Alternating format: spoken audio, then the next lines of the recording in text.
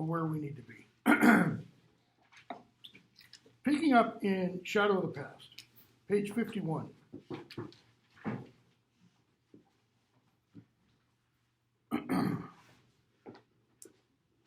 This is where I've got the page marks. So this is where I'm assuming we left off. Frodo says, I wish it need not have happened in my time. I'm getting you guys confused with my Monday, Wednesday, Friday. We're not a lot beyond this, but we are in some thinking I've already done this. I wish it need not have happened in my time. Gandalf, so do I, so do all who live to see such times. But that's not for them to decide. In other words, it's a pipe dream, Frodo. Of course you do. Right? All we have to decide is what to do with the time that is given us. And notice what that statement of Gandalf's implies. We have to do something. We can't just sit. We have to act. Already, Frodo, our time is beginning to look back. Okay? Talks about Sauron needs the One Ring. He poured a lot of his power into it. Okay? He now knows the ring hasn't perished. Frodo asks, why wasn't it destroyed? Gandalf tells him it was taken from him. And then he goes through the long history, quickly, of how the ring was lost by Sauron to how Frodo now has it. Okay? And in doing so, he tells a story. He tells the story of Deagol and Smeagol and such. Okay? And we get to the end of that, page 54. And Frodo says, Gollum,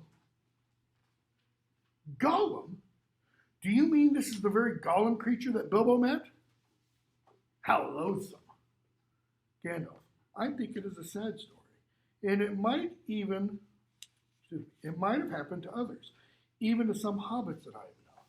I cannot believe that Gollum was ever connected with hobbits. What an abominable notion. Why? Why can't Frodo accept that Gollum was a hobbit?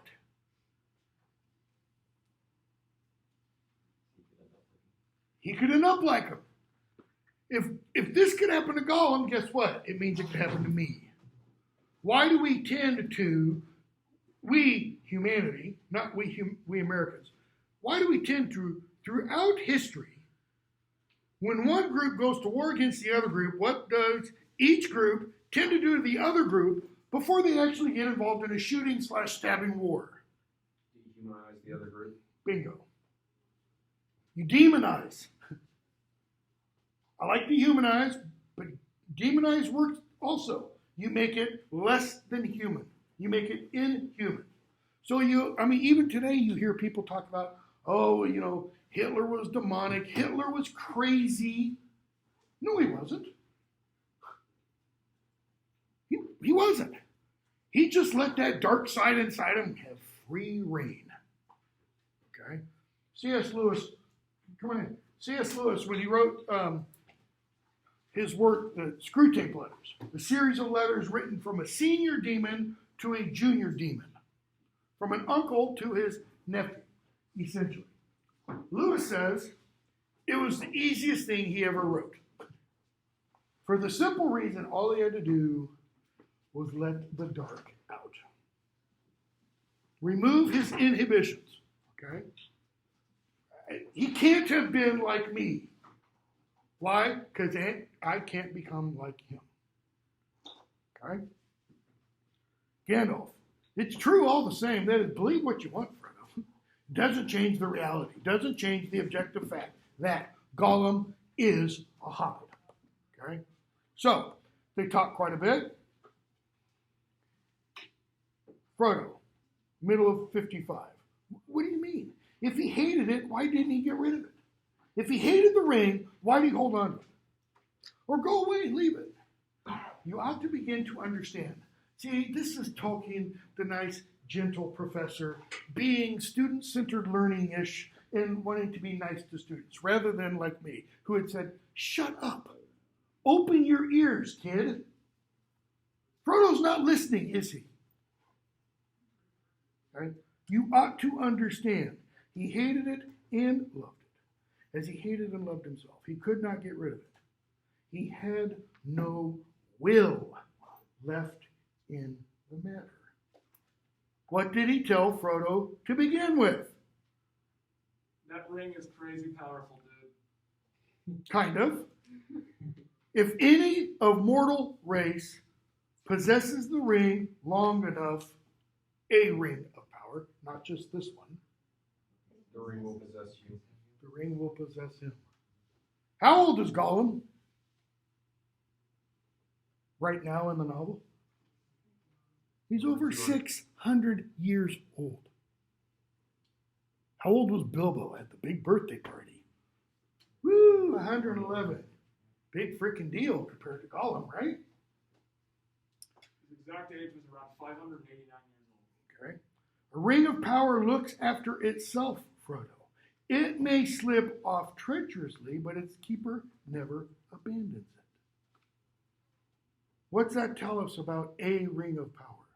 What does a ring of power have? Its own will. It has its own will. At most, he plays with the idea of handing on, and he goes on and says, as far as I know, Bilbo was the only person throughout the history of the rings to willingly give a ring up. Okay? So he says, it wasn't Gollum, Frodo, that decided things. It was the ring. The ring left him. What? So that Bilbo could find it? Gandalf, it's not a laughing matter. There was more than one power at work, Frodo. The ring was trying to get back to its master. And he kind of kicks off, how the ring left various people. It had slipped from Isildur's hand and betrayed him. When he was swimming in the Anduin, became a pincushion for orc arrows. Drifted down to the bottom of the river. Years and years and years, eons later, Diagal picks it up. Gollum takes it, kills Diagal, goes down under the Misty Mountains. Years and years and years and years and years later, as Bilbo is stumbling, around, it slips off Gollum's finger. Bilbo picks it up. Years and years and years later, Bilbo leaves it willingly. It had slipped from Isildur's hand, betrayed him. It caught poor Diagal, betrayed him. It could make no further use of him. That is Gollum. He was too small. And then he goes on. Top of 56. Behind that is, behind it slipping off Gollum's finger, there was something else at work beyond any design of the ring maker. I can put it no plainer than by saying that Bilbo was meant to find the ring. If you say he was meant to find the ring, what does this imply? It's a verb form, right? It's a verb phrase. Forced What? destiny. Louder? Forced destiny. Okay. What do both of those imply? What's behind the forced destiny? What's implying behind the predestination idea? Higher power. Or Higher. will. There is a meaner or behind this. There is some kind of agent performing, doing this verb action, intending, meaning for Frodo to have the ring. Right? Notice he says it's not part of the design of the ring's maker. That's Sauron. So there's something acting behind Sauron. Bilbo was meant to have the ring and not by its maker. In which case, you also were meant to have the ring. And that may be an encouraging thought. Yeah, thanks, Grandpa, telling me. I was meant to have Satan's ring. Because that would, in our world kind of cosmos, that's what it would be. Or take that back. Not Satan's. Belial's or Moloch's or Ashtaroth or any of the other,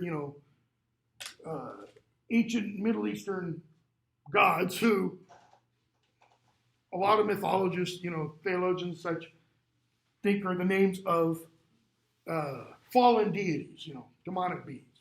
Right? So, Frodo, no, not comforting. Not comforting at all. And I'm not sure I understand. Do you really know this? That is, are you 100% positive? Gandalf. I knew much and I have learned much, but I'm not going to give an account of all my doings to you. Notice the you is italicized. Why? Again, that's Gandalf, Tolkien through the mouth of Gandalf. Gandalf knows that he wouldn't understand if he told him. Partially. Gandalf sees Frodo as being a lesser, and why are you asking me? How dare you question my authority? Bingo. I mean, I get what you're saying, but it's not that he's a lesser, it's that, son, You're just not ready? I've experienced an awful lot. You can't ask me about these things, okay? So, the history of Elendil and Isildur and the One Ring is known to all the wise. Your ring is shown to be the One Ring by the fire writing. You need proof? You have it. You've seen it. You've read it. Okay? So they keep talking. And page 59, Gandalf says, we've captured Gollum. I questioned him with the aid of a friend. Notice he doesn't name the friend. Might have been nice if he had, because it would have solved some problems a little bit later in the novel. And the Wood Elves now have him captured in Mirkwood. Okay, cool. What did they find out from that investigation/interrogation of Gollum? Why do I use the word interrogation? What did Gandalf have to put into Gollum to make him speak? Fear, fire. Okay. That's what? The threat of torture. All right? Back when I was editor of a journal devoted to the writings of Tolkien and C.S. Lewis and others, had a guy who was an assistant district attorney in D.C. This was like 2004, 2003. So right after the GWOT, the Great War on Terror, really started up. And this guy submitted an article about Gandalf's questioning of Gollum and whether it met the ticking time bomb scenario that allows the use of torture. If you have, an enemy combatant that you captured, and you have reason to believe this individual knows that a bomb has been planted and it's on a timer and the timer is going off, that's the ticking time bomb scenario, what are you allowed to do to elicit that information from that individual? And there are some who say, whatever it takes, start with the little finger and just work your way, toes, the whole 9 yards. Right? We didn't publish his paper. I don't remember why, but the outside readers, didn't think it was appropriate or good enough. It was eventually published, I'm almost 100% sure, in Tolkien Studies, which is a more prestigious journal. It was, Tolkien Studies, I'm pretty sure, was started after he had submitted this to Mythlore. Anyways, so he says, guess what, Frodo? Sauron now knows the name of Baggins. And he also knows about the Shire. The Shire is not very big. Rutherford County, He can find a Baggins in the Shire. He may be looking for it now. Middle of 59. But this is terrible, cries Frodo. Far worse than the worst that I imagine from your hints and warnings. O Gandalf, best of friends, what am I to do? For now, I am really afraid. Excuse me while I go use the restroom and clean up. What am I to do? Notice both times he asked the question, I've got to do something. What do I do? What a pity that Bilbo did not stab that wild creature when he had a chance. And notice it's written as an exclamation. It's not a question. Why is it a pity that Bilbo didn't stab Gollum when he had the opportunity to do so. Because if he had done that 60 years ago, then Gollum never could have gone to Barad-dûr, never could have been interrogated by Sauron, and Sauron would never know the name of Baggins, Shire, or that the ring was found. In other words, all my problems, poof. In a sense, because he does still have the ring, and that is a problem. Gandalf, pity? It was pity that stayed his hand. Pity and mercy, not to strike without need.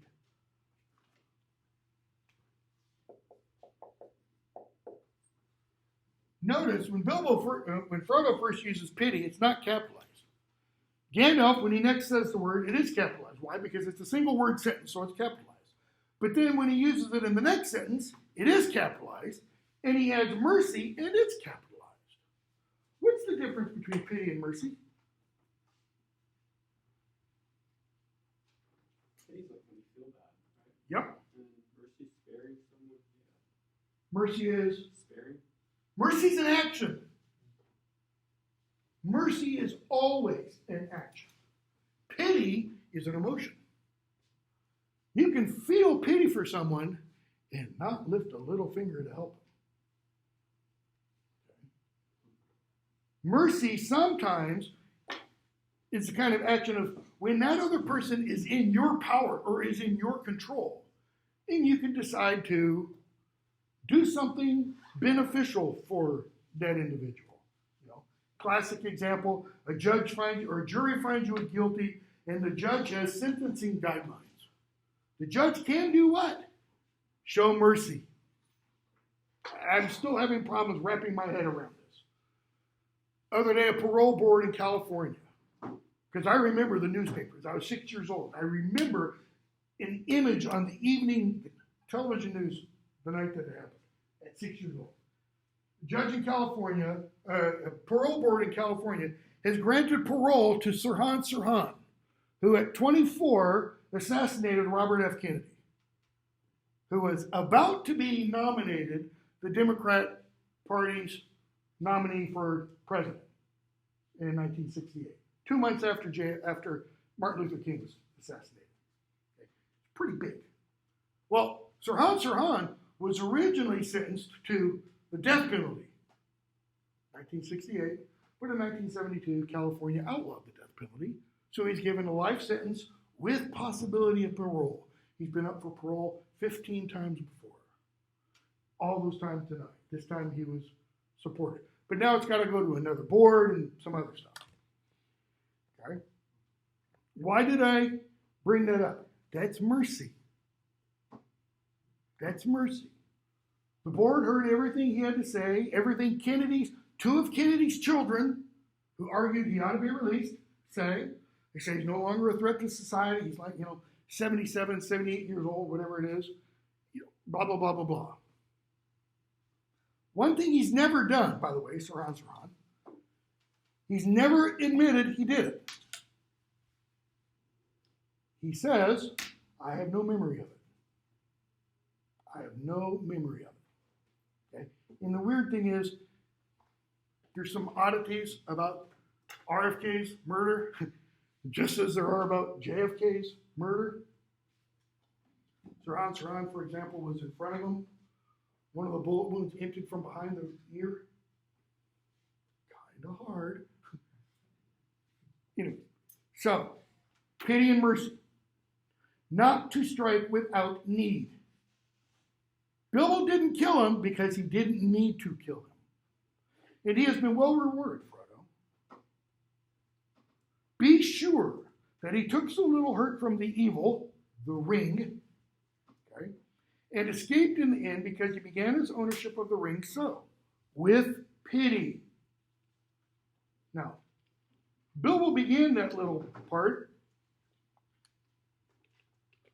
by saying it's a pity Bilbo didn't kill him. Excuse me, Frodo began that little part. What would be a better word for what Frodo really meant? It's a shame he didn't kill him. Right.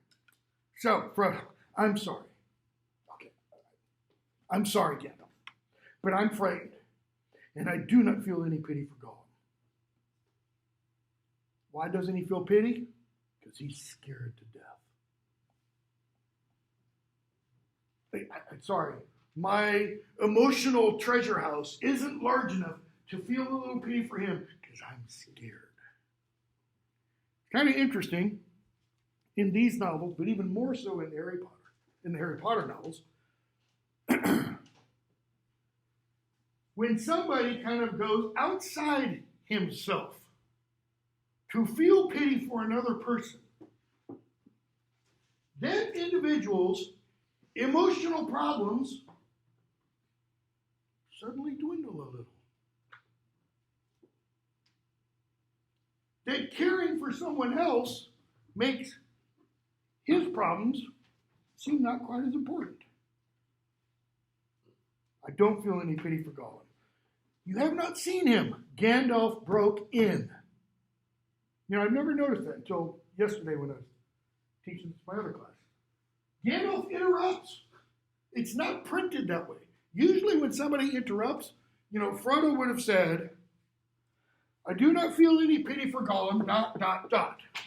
That indicates I'm going on, I'm pausing. Right? Gandalf just cuts him off. No, and I don't want to. No, I haven't seen him. And I don't want, why not?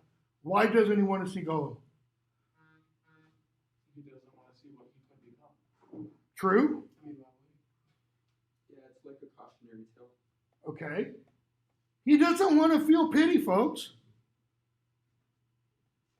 I mean, his entire world just got turned completely upside down. Like, he's just a normal dude doing his normal stuff. And Yeah. then all of a sudden he's, you know, he's getting exposition dumped so hard that, you know, it's really hard to take in. True. Why doesn't he want to feel pity? We talked about it earlier. What's it? It's easier to hate than fear, and it's easier to hate Gollum than it is to feel pity for him, because Gollum is what caused him to have so much fear. He does want to blame him. He does want to hate him, because placing the blame, placing the hate, oh, we could go back to the book of Exodus and the whole idea of the scapegoat, where we get the phrase today. You take that goat and you put all the sins of the people on, you drive it outside the assembly, and you slaughter it. Okay? It'd be a lot easier to make my scapegoat him. It'd be a lot easier to make my scapegoat, oh, I don't know, Osama bin Laden, Pol Pot, somebody out there rather than in here or in here. I don't want to. I can't understand you. Do you mean to say you and the elves have let him live after all those horrible deeds? What does the verb let mean? Allow. To allow. What does it imply on the one who is letting or allowing? They have discussed killing. They've got control. They've got the power. In other words, he's saying, Gandalf, you and the elves, you have Gollum's life in your hands. You could snuff him out. Now, at any rate just means you don't even need to discuss it anymore. He is as bad as an orc. Now, you got to understand, in Tolkien's creation of Middle-earth and the cosmology out of the Silmarillion and such, orcs are totally irredeemable. Use Hillary Clinton's phrase. Deplorables and irredeemables. That's orcs. They cannot be turned good. They're not like little Darth Vaders. They are 100% bad. They weren't originally. Originally, eons and eons ago, they were elves. That Melkor twisted, so twisted, they no longer have any of their elvish nature in them. Okay? So nothing you can, line them up and just ooze them all day long. Just kill as many as you can, right? Which is exactly what Peter Jackson does in the films. Okay? That's what he means. They're as bad as an orc and just an enemy. See, you don't have to be justified to kill an orc. Killing an orc is justified, period. The very fact that it exists. He deserves death. What has Frodo just turned himself into? Judge, jury, executioner. And prosecutor. I mean, the whole shebang. He's got it all wrapped up right there. Gandalf. Deserves it? I dare say he does. Damn straight, Frodo. That's what I dare say he does mean. You're right. He does deserve to die. Many that live deserve death. Deserve.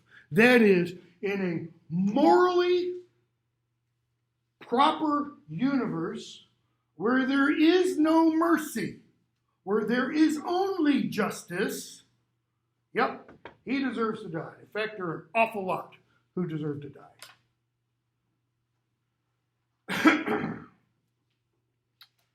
And some that die deserve life. That's the problem. Some died, didn't deserve to die. The 13 American servicemen and women last week. How about the 160 Afghans who died in that same bomb blast? Depending on which news you believe, which reports you believe, because I'll be honest, I don't believe a word that comes out of the Pentagon anymore. The 11 Afghans who were killed, or 9, that were killed in the drone bombing the other day, supposedly 7 children getting into a... Some that die deserve life. I mean, that's all out there, right? What about people here? I've mentioned before, my daughter's in ICU nurse. She's had it to here 100 times over with having to, because somebody's died from COVID because they weren't vaccinated or something else. Or somebody who, let's go back to that flight of the deserter thing I talked about the other day, kind of. Somebody who's wrongfully imprisoned and executed. And it's discovered later, even though it was argued maybe at trial or at appeal, that there was, conflicting evidence. And it's discovered later through new DNA testing, et cetera, oops, so-and-so wasn't actually guilty of that rape or that murder. Well, you can't go, we'll do a MacGuffin, we'll do a do-over, and we'll bring, no. Then do not be too eager to deal out death in judgment.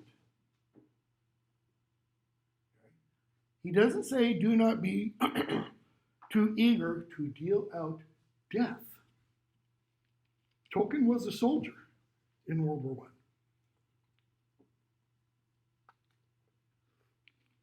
Contra to what one of our generals said the other day. What is the purpose of a soldier, whichever kind, Marine, Army, etc., in every army? What's the job? Is it to build sewage systems? The ultimate, the real reason. Why do you have a military? Which means kill the other people. Kill your enemy. That's the ultimate reason. Okay? Tolkien's not talking about that. He's talking about dealing out death in judgment. That is, when you have the person you're going to deal out death to, all fat, dumb, and happy. Well, maybe not quite so happy. Fat and dumb and tied up. Do not be too eager to deal out death in judgment. Why? For even the very wise cannot see all ends. What does he mean by end? It has two meanings. Okay. Might not see all the truth, so to speak. That's not really one of the ones I'm getting at. What's an obvious one? End of life. The end of life. Cannot see the final, let's say, completion. In other words, we don't know how his life's going to end up. Well, we do if we kill him right now. So it's kind of hard to say, maybe it's not that meaning. So what's the other meaning? Purposes. Because if we're talking about killing Gollum, let's say in a court of law right now, we can't see the end. We can't see how that comes. In a civilized 21st century American world, you put them on a gurney, you hook them up to an IV, and at some point, somebody turns a knob and the juice starts to flow. In a less civilized world, you put them on Sparky and hit the button and, he gets zapped. In a less civilized world, you hang them from a noose until their feet stop jiggling. In a less civilized world, or maybe more, you lop the head off. Okay? So that end would be very clear. This end, what are the purposes of Gollum? Doesn't mean, what does Gollum want to do? It means, what is Gollum's reason for being? Why do I exist? And that gets back to, Bilbo was meant to have the ring. Gollum was meant to have the ring in some sense. So, even the very wise cannot see all ends. I have not much hope that Gollum, and then Tolkien brings up this strange idea, that Gollum can be cured before he dies, but there is a chance of it. What does he mean, that Gollum can be cured? Who gives a rat's, if Gollum is cured or not? Well, other than Gandalf, because he apparently does. If you need a cure, then you are what? Sick. It's the ring. Is it the ring? Yeah, he needs to be cured of the effects of the ring. Is it just the ring? Could it be considered a reassurance to Frodo? Yeah. But he's talking specifically about Gollum here. He's trying to say that he doesn't know, Gandalf does not know if Gollum can be redeemed or not, but because he doesn't know, that means he doesn't know that he can't be. He was a hobbit. Notice the word he just used. That Gollum can be redeemed. Okay? What's another word for cure? You can cure ham or bacon, and what do you do when you cure it? You preserve it, right? You save it for later. Why doesn't Tolkien use, I have not much hope that Gollum can be redeemed. I have not much hope that Gollum can be saved. Too religious. He removes, or doesn't include, all of that overtly religious language. Even though in a letter he says, the Lord of the Rings is fundamentally a philosophical and religious work. He might even say Catholic work. Okay? Much more so in the revising than in the creation. That is, he wrote it and then he started tinkering. And as he tinkered, he says it becomes more philosophical and religious. This, I think, is one of those passages. Okay? There is a chance of it. Why does he care? Notice, he wants Gollum to be redeemed, to be cured, to have his dis-ease removed. And in a sense, okay, again, he doesn't use the overt religious language. But what's he really talking about? The thing that is Gollum's ill, part of that's the ring. I think part of it's more natural to Gollum himself. Okay? And you might have heard of the phrase, original sin. In the Western Christian church, it's an idea, it's a phrase that comes from St. Augustine, right? St. Augustine said, when Adam and Eve screwed up and then had sex and had children, they passed on genetically this propensity to screw up, called original sin, right? In the Eastern church, the Orthodox churches like Russian Orthodox and Greek Orthodox and stuff, I'm Orthodox. We don't look at sin in the way that Augustine did, because Augustine said ultimately it was because they broke God's law. God's this divine judge. Adam screwed up. Payment must be rendered. The Orthodox church doesn't look at that. It says sin is, and think of this in relation to what Gandalf's talking about, is a disease. And so what's needed is to be cured of that disease. One of the nicknames used for Jesus is the great physician, healing and such, all right? So he's saying, I don't think there's much hope that Gollum can be cured, but there is some. Like, that's really important, okay? We're going to hear Gandalf much later on. Which book? Third book. Talk to somebody else about being a steward. And what being a steward means. Steward of an area, of a land and such. Okay? When we get to that, it's when he's talking to Denethor. Think of this passage. So, there is a chance, and he is bound up with the fate of the ring. In other words, his part in the fate/history of the ring hasn't come to an end, Frodo. My heart tells me. Why his heart? Why not there is much that the wise know? Why not I know that this is what's going to happen? Because the wise cannot see all ends. But his heart tells him. What's another word for heart today? What do we sometimes say? If you don't have all the facts, do what? Go with your gut. Your gut will seldom lead you astray, it's thought. Okay? He's talking about his gut here. He's bound up with the fate of the ring. My heart tells me he has some part to play yet for good or ill before the end, and when that comes, the pity of Bilbo may rule the fate of many, yours not least. In any case, we didn't. So, Frodo. Now, look at what Frodo asked. Do you think Frodo heard a word of what Gandalf just said?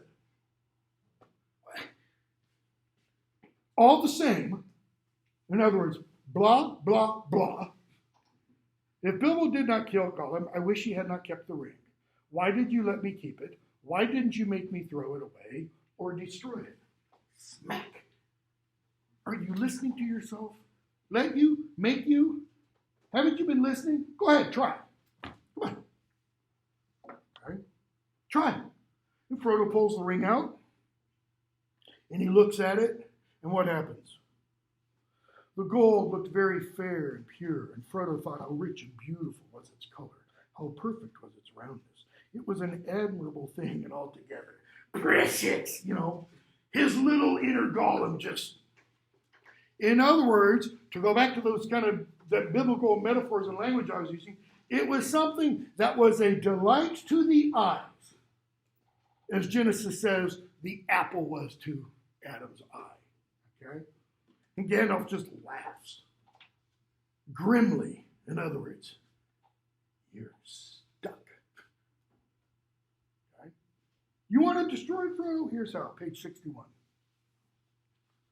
Find the cracks of doom in the depths of Orodruin, the fire mountain. Cast the ring in there. If you really wish to destroy it, to put it beyond the grasp of the enemy forever. You want to destroy it, Frodo? Here's what you do. Go to hell, find the lake of fire, throw it in there. That's what you got to do. I do really wish to destroy it, cried Frodo. Or, well, to have it destroyed. What's the difference between those two sentences? When he's saying that he's going to do it, and he's like proposing that someone else has The first sentence uses active voice. The subject is going to be the agent of the verb. The second sentence uses passive voice, where the subject is not the agent of the verb. I do really wish to destroy it. And it's like he instantly realizes what that sentence really means. I, Frodo, of number 4 Bagshot Row, Bag N, will destroy the ring. No. I wish to have it destroyed. Here, let me get the 82nd Airborne. They'll take care of it. Here, let me get the Marines. Somebody, please. I am not made for perilous quests.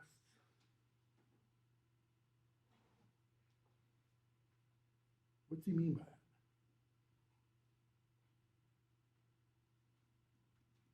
He's too weak to go. He feels he's too weak and not worth going. Yep, all those. Above my pay grade. I'm just a midget. I'm a midget. Right? Hobbit. I wish I had never seen the ring. Blah, blah, blah, blah.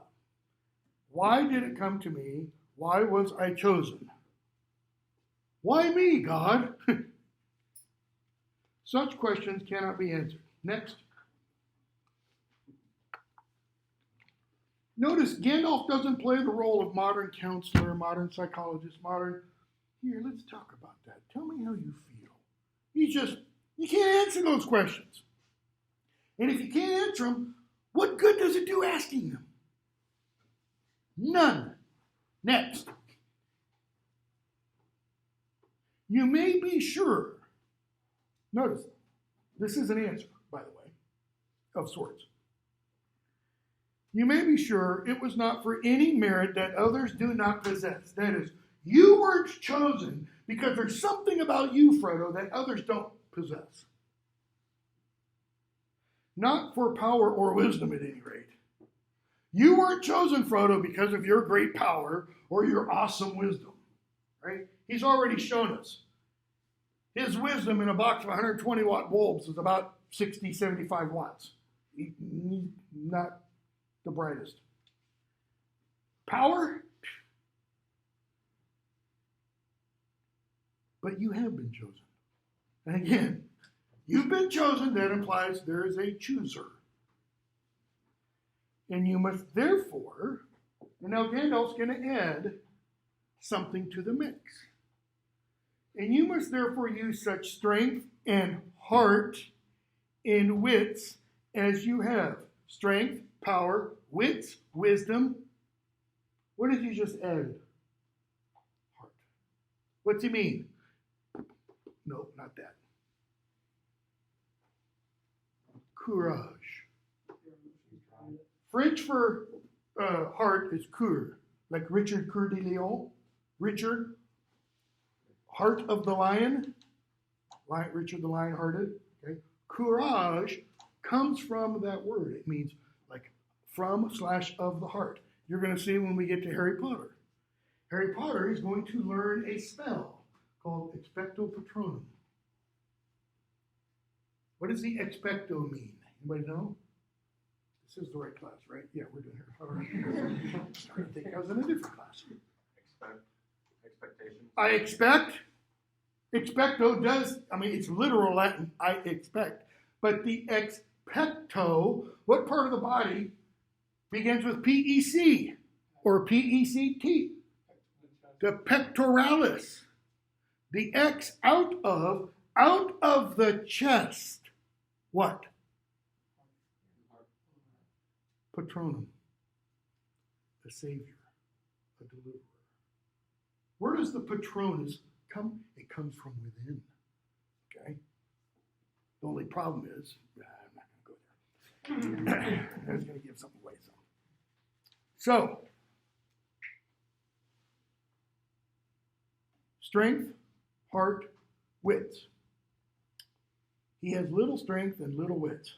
We better be betting on he has a big heart. But I have so little of any of these things. You are wise and powerful. Will you not take notice what he leaves out? You are wise and powerful and courageous and brave, Gandalf, will you not take the ring? What's happening right there?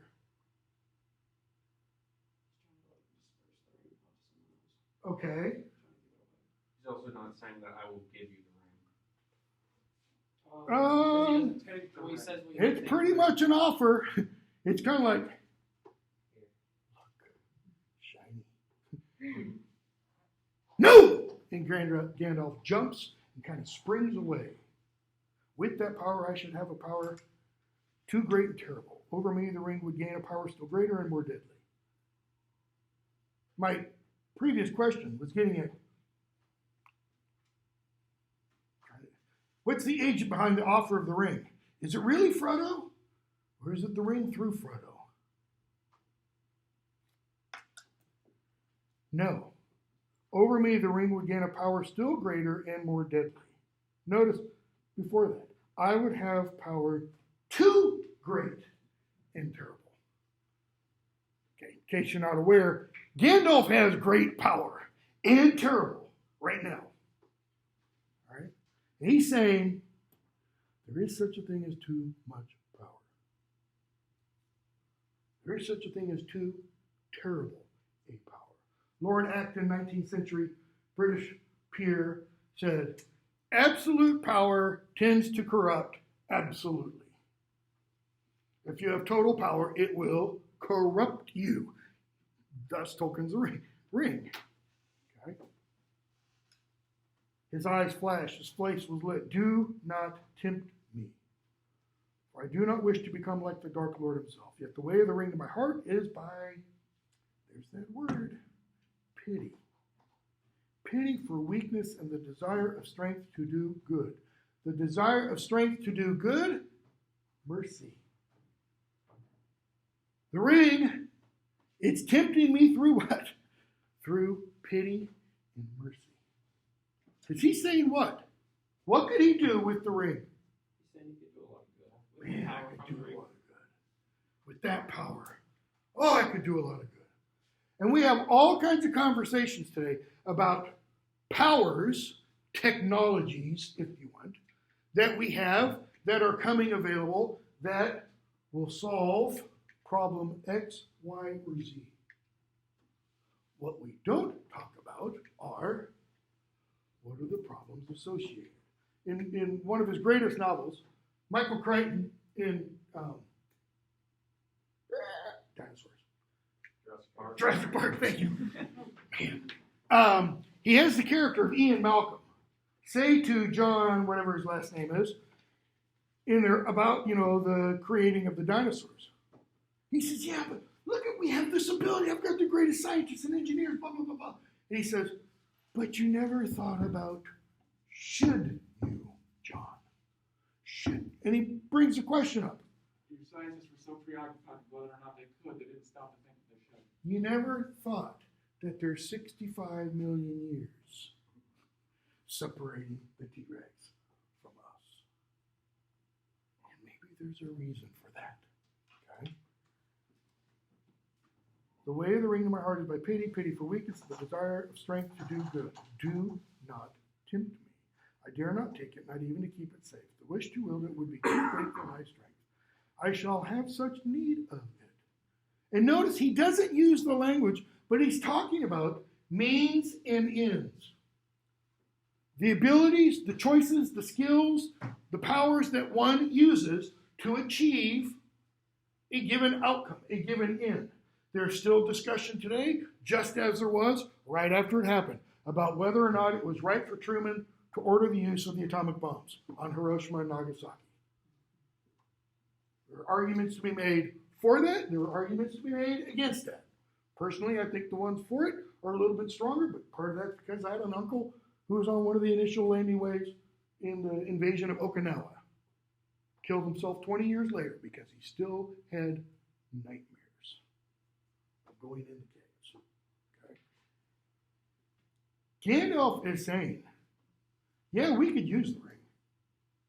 We could achieve a lot of good. But we're going to hear later, all of that good will be what? No, not quite in vain. Tainted.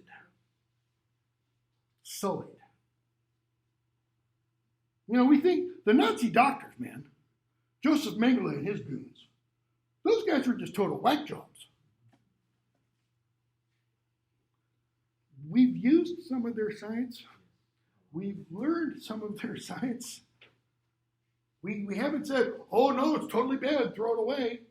I kind of think we probably should have, and better to learn some of the things that were learned in other ways, rather than, you know, like sleep deprivation studies and things like that, or how to increase pain and things like that. So, they continue talking, and we're way behind. Gandalf says, so what are you going to do? Like, come on, time's ticking. Frodo, I should like to save the Shire, middle of page 62. If I could. He said, even though, you know, in the past I thought an earthquake, tornado, whatever, would be good to shake us all out of our slumber. But I don't feel that way now. I feel that as long as the Shire lies behind, safe and comfortable, I shall find wandering more bearable. I shall know that somewhere there is a firm foothold, even if my feet cannot stand there again. What is Frodo assuming will happen once he leaves with the ring? He ain't coming back. Possibly. Something's gonna try to take up the Shire. Is that what those words say? Louder? Assuming the Shire's going to stay. He's assuming the Shire is going to stay the same. That if he leaves, it's like an invisible bubble. It's going to come down and freeze the Shire in time. So that, assuming he does live and come back, what will he find? It's exactly the way it was when you left it. Talk to any soldier who goes off to war. Not boot camp. Though probably boot camp does qualify. Talk to any soldier who goes off and sees combat, who comes back home. What is home? Never the same. It's never home. Because even if home hasn't changed, you change. And guess what? You don't have to be a soldier. I am not the person I was 30 years ago. I'm not the person I was 20 years ago. I used to be a real strong proponent of capital punishment. Now I'm against it, no matter what. Partially because of this damn stupid book. Because I can't see how somebody's life can possibly end. I can't see him die. I've seen it. I can't see the end. Either 20 years from now, or what's it all about? That's why I've got real problems with Sirhan. Because part of me says, okay, maybe he's changed. Maybe he never remembered, blah, blah, blah. Let him stay there till he dies. At the cost of $20,000 or $30,000 a year, whatever it is for the taxpayers. Just let him rot in jail, you know. But letting him out, when he's quote unquote unrepentant and hasn't admitted it, got problems with that. So he says, I'll feel better if I'm out there wandering and lost thinking, oh, everything's fine and dandy back at home. Well, without saying anything specific, when he gets back home, everything's not fine and dandy.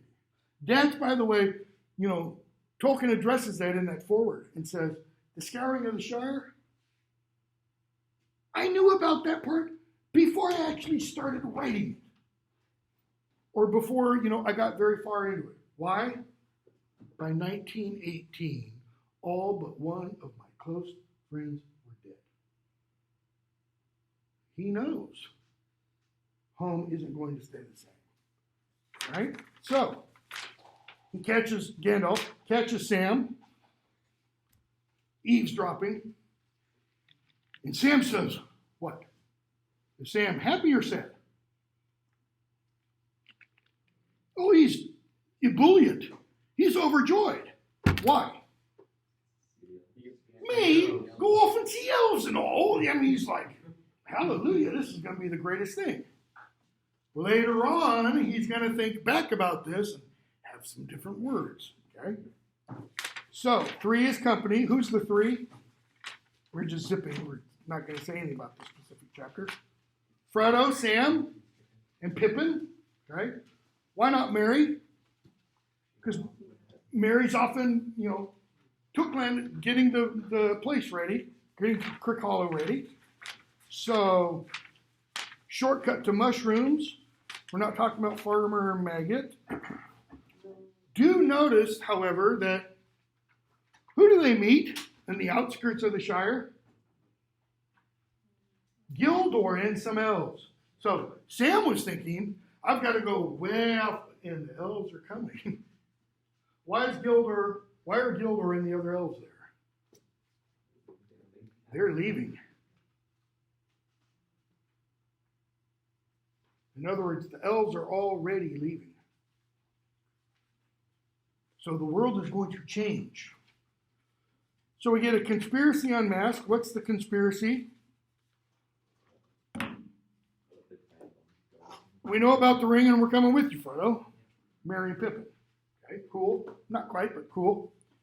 The Old Forest. Why do they go through the Old Forest and don't take the road that leads them to the East Road and take the East Road into Bree? Okay, because they've seen some of the Black Riders, right? Remember when Sam had to run back, leave the key with his father? There was a Black Rider at Bag Inn, and then later on in the woods, not like in the film, but later on in the woods. So they're going to leave the East Road, or leave the main road, and go through the Old Forest. Why else? What does Mary say the Old Forest is? Oh, I know a shortcut. And inevitably, it turns out not to be. Okay? Merry and Pippin get captured by Old Man Willow, who nearly eats them, and Tom Bombadil comes and rescues them. He takes them to his house, cleans them up, feeds them, gives them a place to sleep. They're there for a few days. Bottom of 130, 131. So they're in the parlor / living room, big roaring fire. They've had beer, they've had tobacco, they're feeling great. And Tom's sitting over there in his favorite, recliner, and he's singing. And in singing, he's reciting history of sorts. Right? Page 131 at the top. When they caught his words again, that is, they're drifting in and out of sleep. Or drifting in and out of the story that Tom is singing. He had now wandered into strange regions, blah, blah, blah.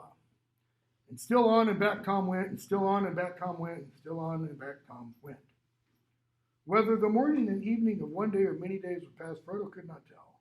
He wasn't hungry or tired, only filled with wonder. And he asks, "Who are you, Master?" What? Tom said Tom, sitting up, his eyes glinting in the gloom. "Don't you know my name yet?" "That's the only answer." "Tell me, who are you, alone, yourself, nameless?" Now, I usually tell my students, we shouldn't even talk about Tom Bombadil. For the simple reason, Tom Bombadil is not a native denizen inhabitant of Middle-earth. By the time Tolkien publishes this, he had already published The Adventures of Tom Bombadil, which are stories and songs by and about Tom Bombadil, having nothing to do with Middle-earth. But it's like he's riding on along and he goes, "Oh, this will be cool," and he drops Tom Bombadil in lock, stock, and barrel. Okay? So, who are you, alone, yourself, and nameless? Who are any of you alone? I don't mean like, okay, all of us leave but one, and there's one person left in that room. Who is that person? No. He means alone. With nobody else, nothing else around, entirely. A single entity, period. Yourself, nameless. Why nameless? What's the purpose of a name? Identify you from others. So that others can identify you. Because if there are no others, right? You don't need a name. You know? Pascal said, cogito ergo sum, I think, therefore I am. He didn't say, whatever it would be, nominato, I am named, therefore I am. Okay? Or I named, therefore I am. All right? I know that's not the right Latin. So, you are young and I am old. Eldest, that's what I am. What's the est mean? It's superlative. You don't get any old, than Tom. Mark my words, my friends. Tom was here before the river and the trees. Tom remembers the first raindrop and the first acorn. He made paths before the big people saw the little people arriving. He was here before the kings and the graves and the Barrowites. The Barrowites is what he was singing about in the previous page.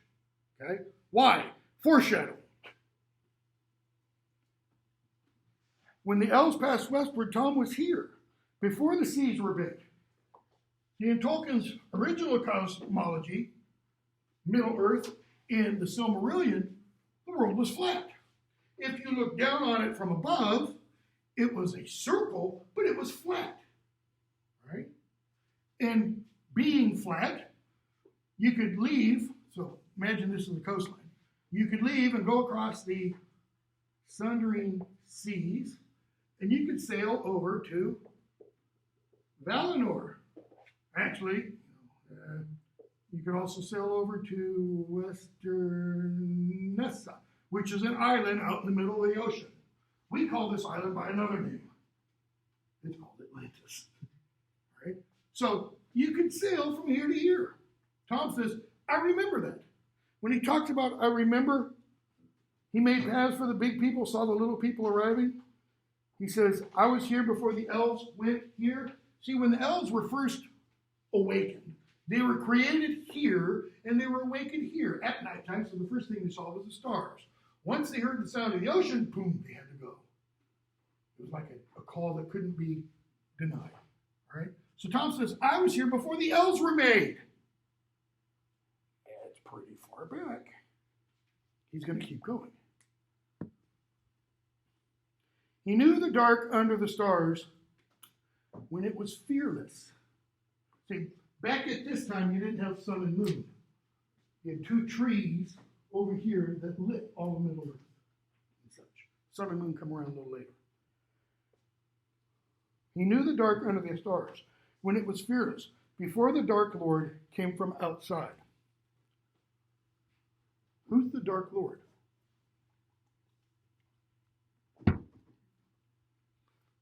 Not Sauron. Morgoth. Or, to use his other name, Melko/Melkor. Tom says, I was here on this planet before Morgoth left the presence of Eru Ilúvatar, when Eru Ilúvatar thwarted Morgoth's will, and he came here for what purpose?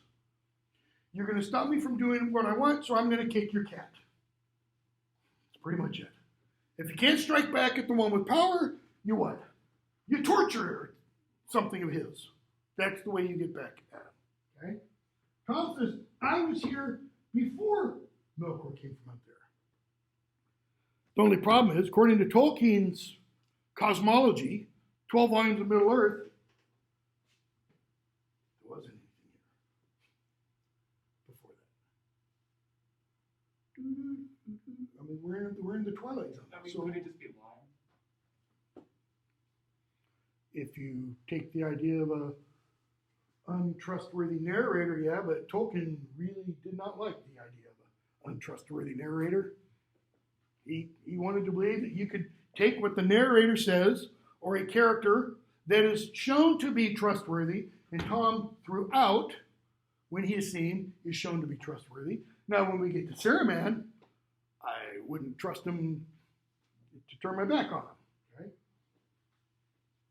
I think there's only one explanation. Now, Tolkien says in one of his letters, Tom is a spirit of pacifism. Okay, well, that's cool. Don't take up arms for whatever reason. I think there's another possibility. One that Tolkien doesn't intend, but it just finds its way out. And that is that Tom is a manifestation / epiphany of God, Uru-Luvatar. Like in the Christian tradition, at the creation, the Spirit hovers over the face of the waters.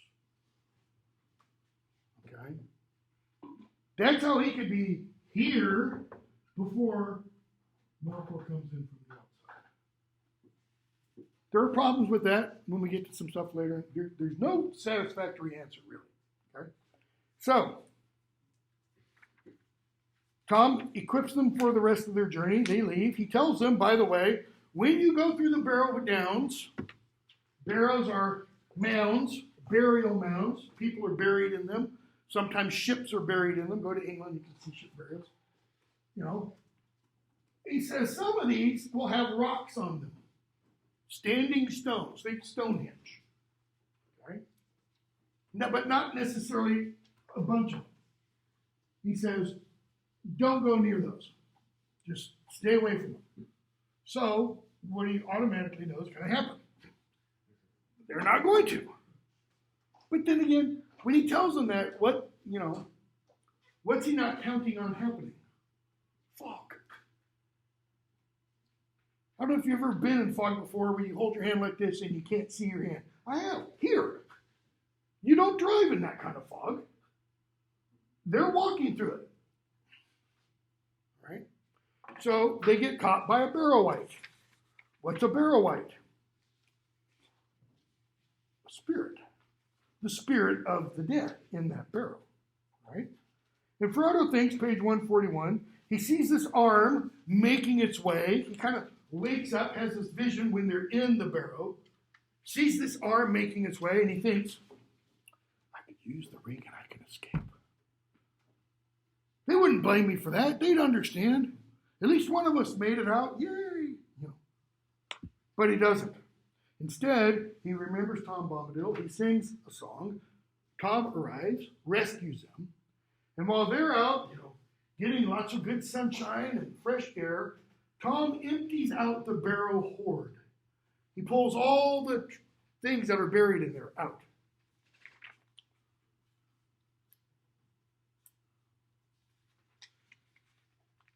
Bottom of 143, top of 144, bottom of 145, top of 146.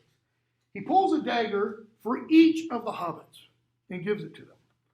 Long, leaf-shaped, keen, marvelous workmanship, damasked with serpent forms in red and gold.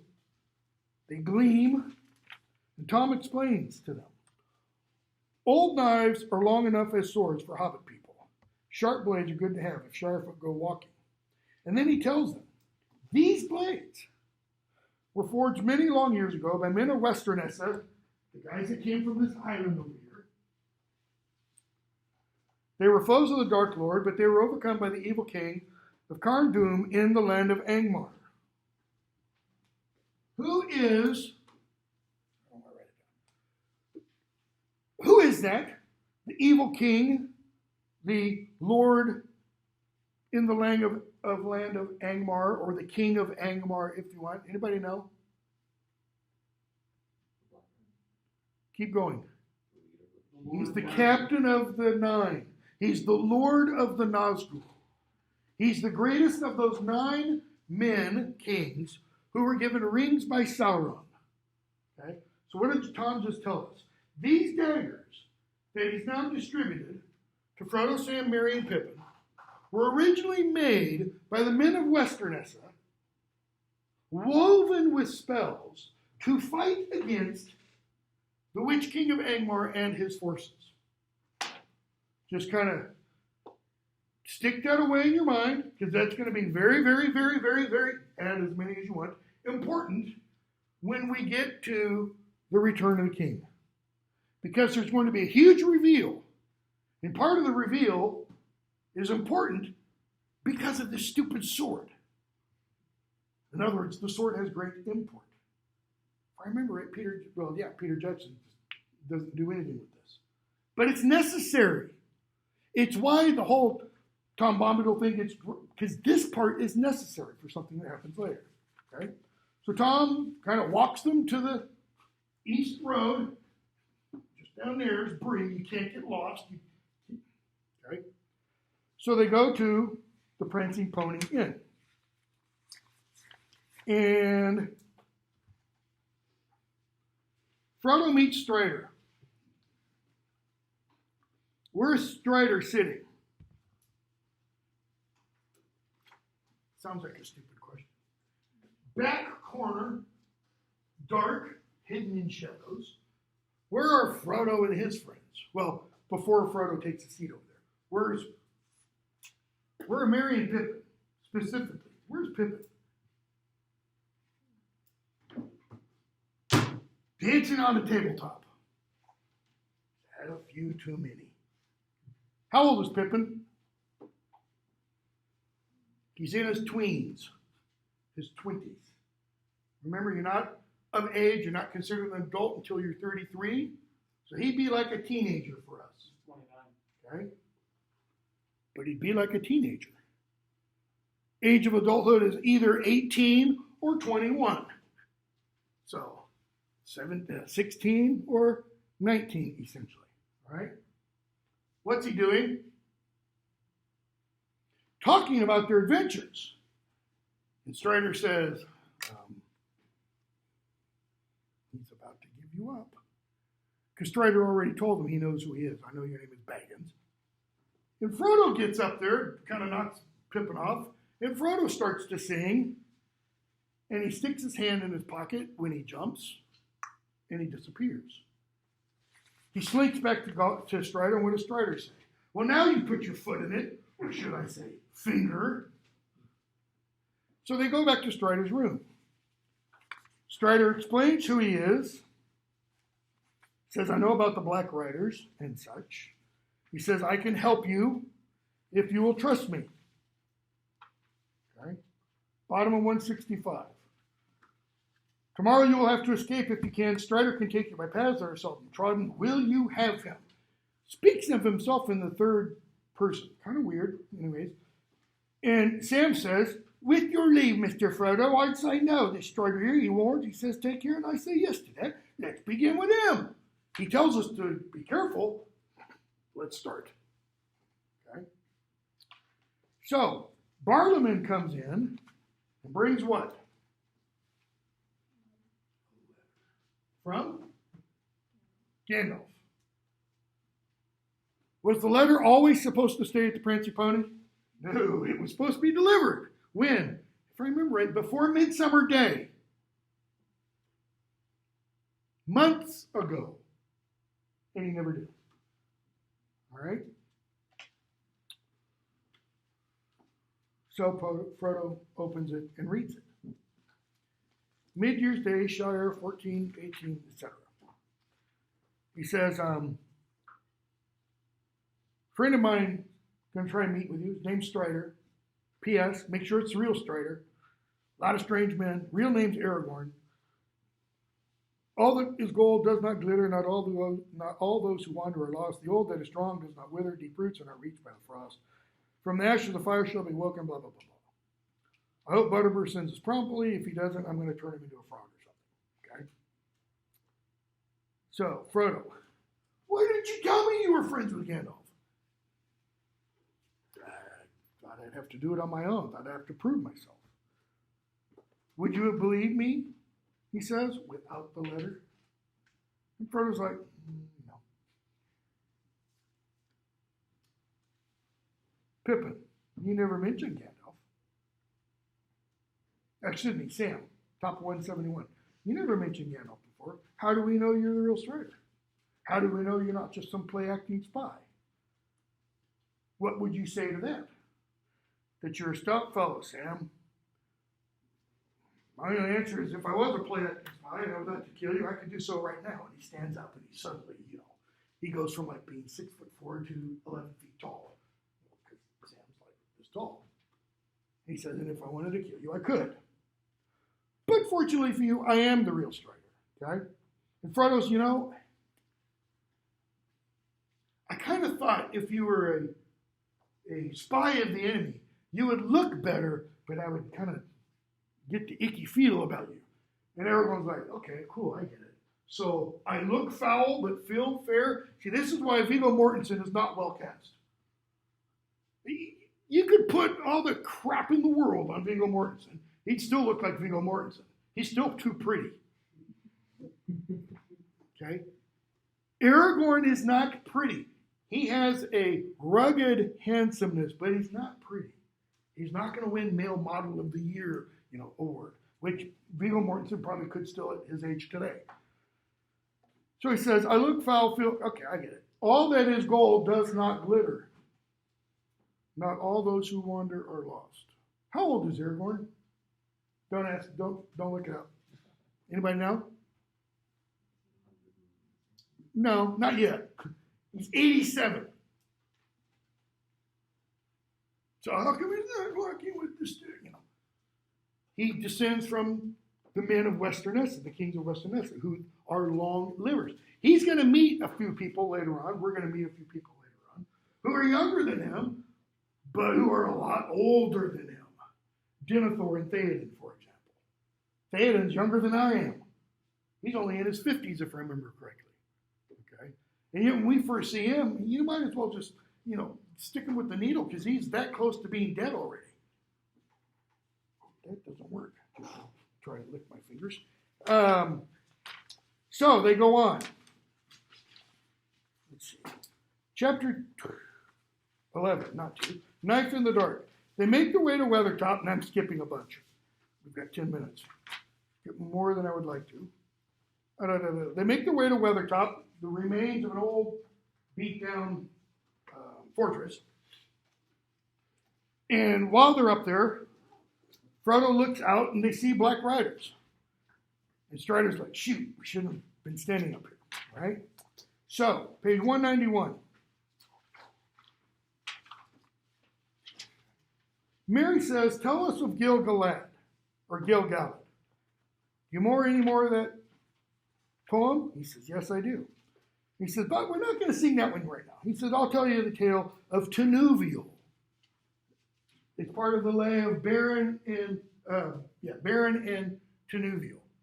Go to Tolkien's grave in Summertown, just outside Oxford. I think it's in Summertown. Just outside Oxford, and you'll see a stone, John Ronald Reuel Tolkien, and underneath that, Beren, and Edith Louise Pratt Tolkien, something like that.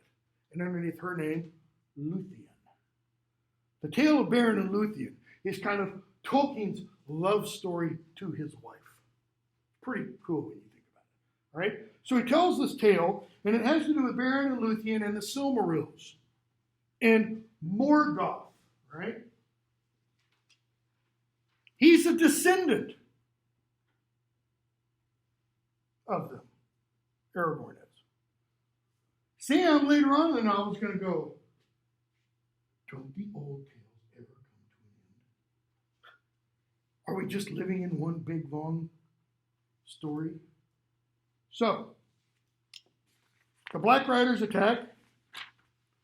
Frodo puts on the ring. Why? Because you got a bunch of Black Riders, and they're essentially going, put on the ring, put on the ring, put on the ring. What happens when he puts the ring on? He enters their world. I don't mean enters like he has to go through a doorway. It's like the lights go out in the physical world, and the lights come on in the shadow world. Remember what Gandalf says happens to someone who has a ring of power for too long, and it finally takes total control? They fade, and they enter a twilight. So, Frodo puts the ring on, and what can he now do that the other members of the company can't do clearly? See them. He sees those Black Riders clear as day. Okay? He tries to fight one, turns out to be the Witch King of Angmar, the captain of the Nine. He cries out, Elbereth Gilthoniel, okay? Which Aragorn Strider says that was more of a wound than your little knife was. We get Flight to the Ford. And looky here. Arwen's even star doesn't show up at all. Instead, it's Glorfindel of the House of Elrond. So how did Glorfindel get changed into Arwen? Not trans or... Why does Peter Jackson replace Glorfindel with Arwen? Anybody know? He was very clear about it. There weren't enough strong female characters. So I made Arwen a strong female character. Like Arwen is weak on her own. She slapped that silly little kiwi up one side, down the other. Okay? So, he gets to the ford of Bruinen. He rides across. Which one is this? This is my other one. He rides across and turns around on the horse and looks as all the 9 are coming to him. They're all on the other side of the river. And some of them start to come through the river. And Frodo stands up in his stirrups and cries, page 214, go back to the land of Mordor, follow me no more. The riders pause and they say, come back, to Mordor we will take you. Go back. Why does he not cry, but now whispers? He's fading. Bear in mind, he's been wounded, right? The Ring, by Elbereth and Luthien the Fair, we just heard their names, is the song that Strider sang. You shall have neither the ring nor me.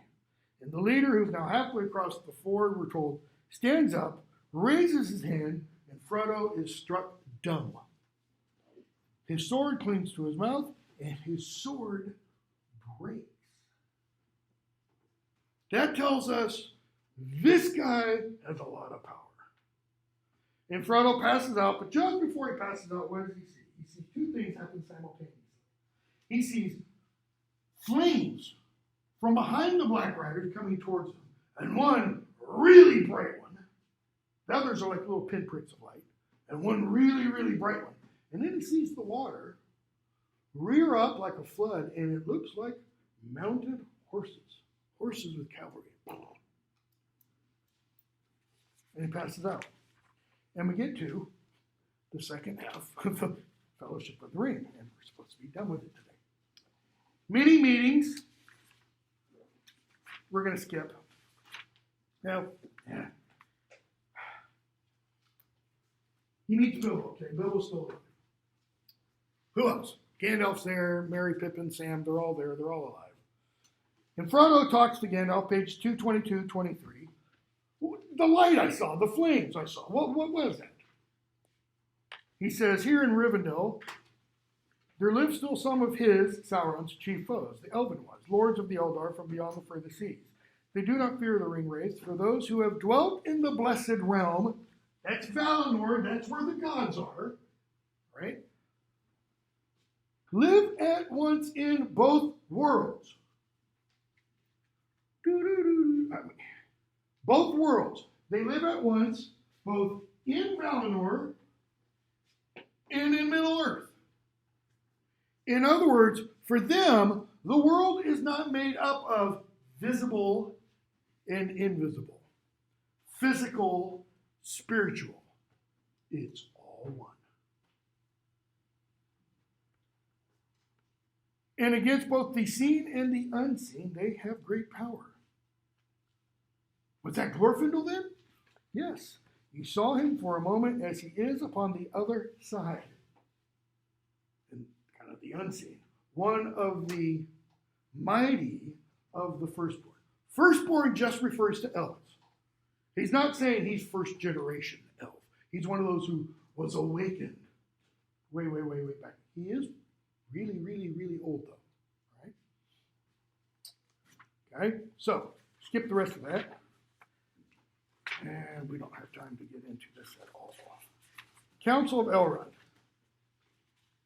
So the council is called, we'll stop there. We don't have time to get into it at all. Okay, we've got to finish this on whatever day it is. Today's Tuesday? assuming I'm on my feet, we've got to finish this on Thursday.